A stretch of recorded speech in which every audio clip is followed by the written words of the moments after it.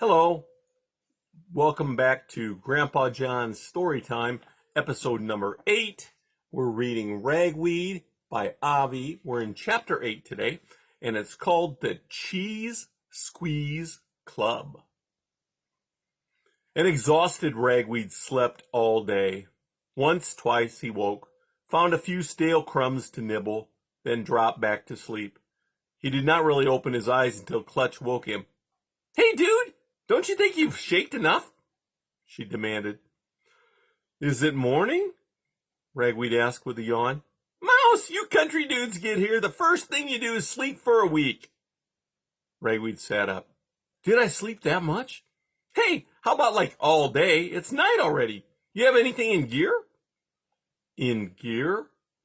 Ragweed said as he got up slowly and stretched. "Like doing?" "I don't think so." "Well, why not come over to my club with me?"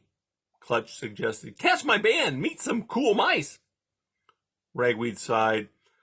"I'm afraid I don't know what a band or a club is," he admitted. Clutch laughed. "You know what I like about you, dude?" "No."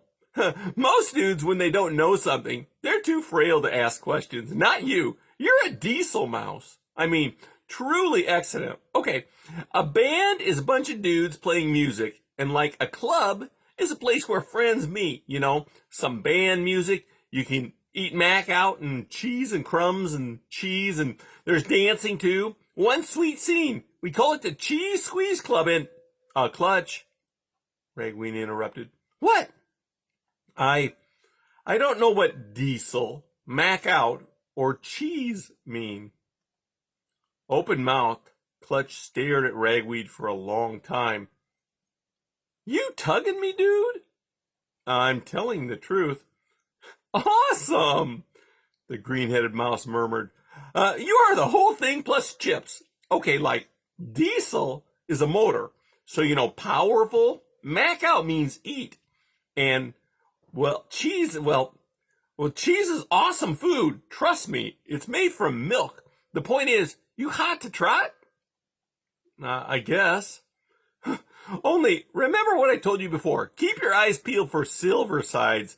We don't want to mess with her or her pal Graybar. See, we keep the club, secret. Don't want to have the cats find it. Know what I'm saying?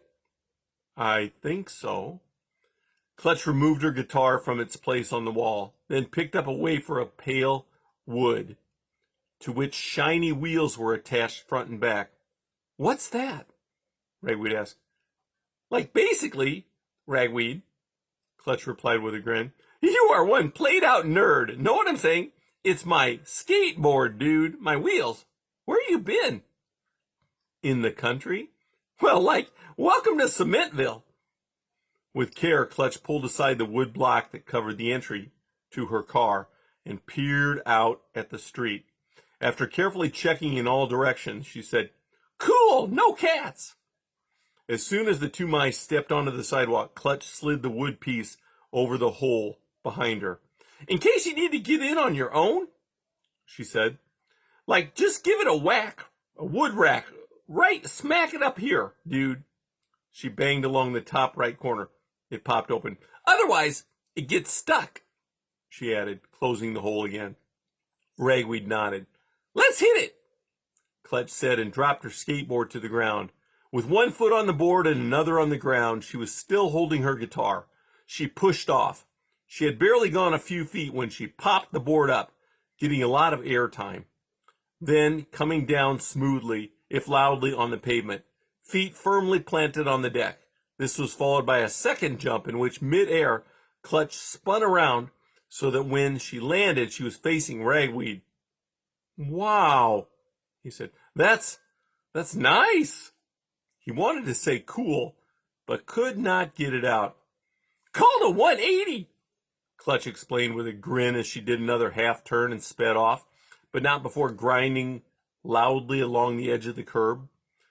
Next moment, she dropped off, did a maneuver high in the air, "An oily dude!" then tore off again, using first one foot to ride, the other to shove, then reversing herself. Ragweed had to run to keep up. As they went along, Ragweed was able to gain a better sense of Amperville, or at least the section known as Mousetown. It was too dark to see much, he reminded himself, and the lights on the long poles were not very effective. But most of what he saw appeared to be very run down. Human nests seemed abandoned. Windows were broken. Doors were shattered. The wide, dusty streets were littered with bits of paper, metal, wood. Abandoned cars were everywhere. The only thing living was scraggly weeds growing through cracks in the pavement. Clearly, it had once been a busy place for humans, but no more. After 2 more blocks, Clutch announced, "Here we are!" They had reached a small broken-down building. A dilapidated sign reading "Sam's Shoe Shine" hung over the door frame without a door. Clutch flipped her skateboard up and carried it over the threshold. Ragweed followed. Whatever structure there was on the outside of the building, inside all had collapsed. Broken beams and cracked wallboard created a ceiling barely 10 inches above the heads of the mice. Leading the way, Clutch moved right, then left, then right again. "We keep it tight," she explained, "like to keep the cats out if they ever find it, which I seriously doubt." At the end of the corridor, the 2 mice scrambled through a hole in the wall, entering an open area which with a ceiling made of rusty screening. At the other side of the area was a counter. Behind it stood an enormously fat mouse with large ears, brown fur, and a scaly tail.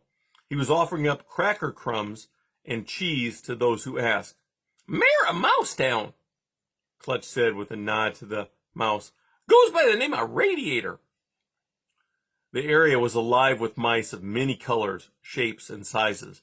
Ragweed noticed a few golden mice, some deer mice, a few short-tailed grasshopper mice, lots of house mice like Clutch, even an occasional meadow-jumping mouse. Ragweed had never seen so many different kinds of mice in one place. A few were alone. Most, however, were in groups about small piles of crumbs and cheese. Talk, loud, constant squeaking, made it hard to hear. "Hey, mouse, over here!" Clutch shouted over the din to Ragweed. "Meet my band buds!" Clutch threaded her way through the crowd. "Hey, dude!" Mice called to her. "What's happening?" "What's up?" "Hello, sweetheart!" In contrast, Ragweed bumped his way through the crowd. "Excuse me, sorry, pardon. I do beg your pardon. Thank you, thanks." Under the stares of the mice, he felt very much the outsider. "Hey, dudes, what's up?" Clutch cried. She had reached the far corner of the room. 2 very different mice were sitting about a small pile of crumbs. "This is my new bud, Ragweed," she announced. "Just tricked into town." The 2 mice looked up casually. Their faces showed no emotion. "This is Dipstick," Clutch went on. "One big bad drummer. He's a grasshopper mouse." "Whatever," Dipstick murmured with a nod of his head. He had cinnamon-colored fur on his back, a white belly, and white-tipped tail. "And this dude is Lugnut," Clutch continued. "Pygmy mouse." Gray-brown in color, Lugnut was half the size of Ragweed, with tiny, delicate paws. His lidded eyes made him appear very sleepy. "He's on the bass," Clutch explained. "Awesome noise." "Yeah, what's up, dude?" Lugnut said to Ragweed in a soft drawl. I'm very pleased to meet you both," Ragweed said. "Yeah, mouse, whatever," Dipstick said. "Hunker down and toss a crumb." He gestured to the pile. "Thank you," Ragweed said, and sat down and out of politeness took a bit. "When's our set?" Clutch asked. Soon." After a moment, Ragweed said, "What's a set?" Dipstick rolled his eyes. Lugnut darted an unbelieving glance at Ragweed, then at Clutch. "Hey, she said, he just blew into town." "Yeah, right," Lugnut murmured. "A set is a performance," he explained to Ragweed. 10, 12 tunes. We do 3 sets a night." Dipstick hopped up. "Anyone want something to drink?" Clutch looked at Ragweed. "What do they have?" Ragweed asked. "Nectar, honey, water." Water, thank you." "Anyone else?" The other mice shook their heads. Dipstick went off. Ragweed watched the crowd. Most of the mice seemed to be arguing, yet without anger. He wondered that there was so much to talk about. Then it dawned on him these mice enjoyed squeaking at one another. He found it fascinating. Clutch leaned over to Lugnut. "This dude here?" She indicated Ragweed. "He gets off the train and who do you think's waiting to say hello?"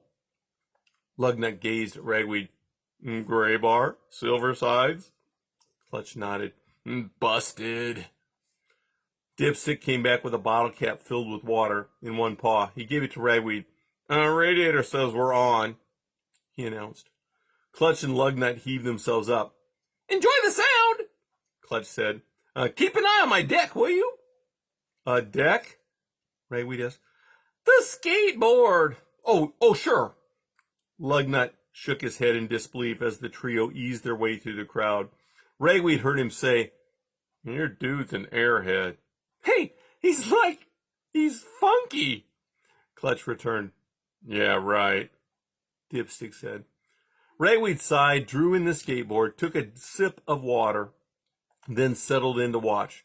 For a moment he lost sight of his new friends, only to see them reappear on the far side of the room on what looked like a small platform. Dipstick appeared and seated himself amid a number of small tuna fish cans. Lugnut carried a large guitar made from a red plastic spoon and string. His guitar was bigger than the one Clutch had made. The tiny mouse seemed even smaller than he was. As for Clutch, she was in front of the other two, tuning her guitar. Radiator, who had been behind the counter, waddled to the platform.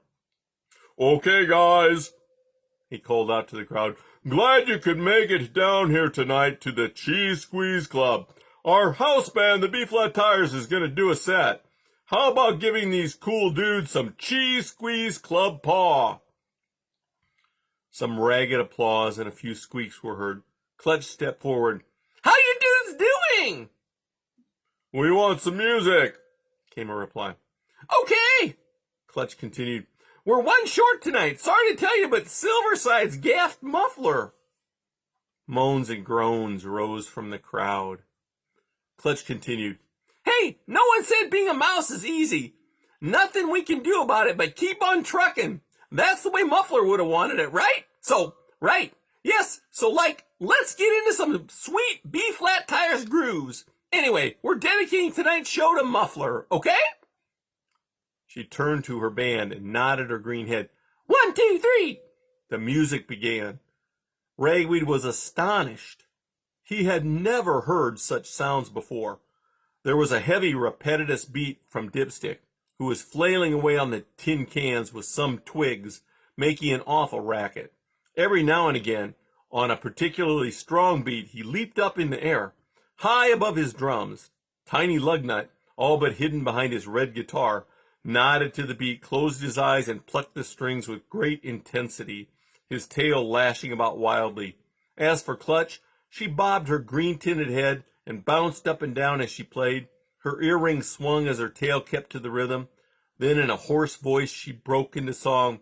"Mouse in a box thinks he's a fox, but he's just full of rage, living on life's lousy wage. 'Cause the world ain't cheese and can't say please. Hey, nothing is a snap. Look out, here comes the trap. 'Cause the world ain't cheese and I can't say please. 'Cause the world ain't cheese and can't say please. Look out, dudes, here comes the trap." The last line was repeated over and over again, with Dipstick and Lugnut joining in from time to time with their own close harmony. Meanwhile, out on the floor, a fair number of mice had gotten up and started to dance. They were gyrating, some holding their paws up, while they were turning, twisting, dipping, shaking, and hopping, with tails lashing about. Some mice even leaped straight up into the air above the crowd, squeaking and squealing as they came down. And yet, as Ragweed looked on, there was hardly a smile in the crowd. The dancers didn't look at one another, but appeared to be more deeply involved in the music than aware of their partners. Some had their eyes closed, others stared fixedly up at the ceiling, the screen above, or at their feet. As Clutch sang on, Ragweed found himself timidly tapping out the beat with his toes. Suddenly, there was an enormous crash. The startled musician stopped playing. The dancing ceased. Every mouse in the club turned in the direction of the noise. For a moment, all was still. Then one of the club walls collapsed. Into the room burst Silverside's face. "Good evening, mice," she said, grinning so that all her teeth were visible. "Fear, fear is here." And that's the end of the chapter.